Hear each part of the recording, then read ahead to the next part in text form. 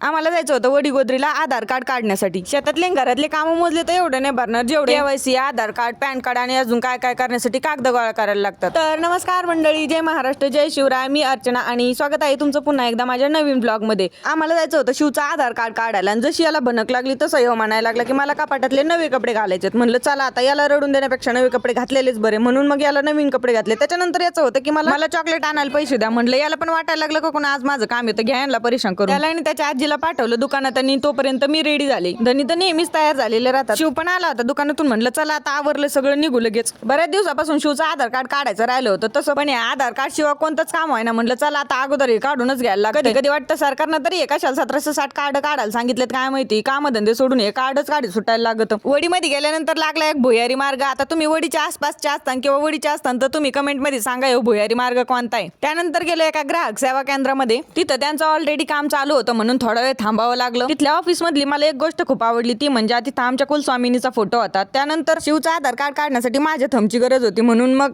धनी मला बोलवत होते. त्यानंतर 10-15 मिनिटांनी आधार कार्ड काढून झाल्यानंतर आम्ही घरी येण्यासाठी निघालो. घरी आता विचार केला वाटलं होतं तेवढा टाइम नाही लागला. बरं झालं थोडं लवकरच झालं का. बाकी घरी आल्यानंतर पिऊ पण आली होती शाळेत, त्यामुळे शिव पण झाला होता खेळण्यात दंग. बाकी तुम्हाला हा व्लॉग आवडला असेल तर लाईक करा, एक छानशी कमेंट करा आणि तेवढं फॉलो पण करून टाका. पुढचा पण व्लॉग येतोय आपला. तोपर्यंत रामकृष्ण हरी.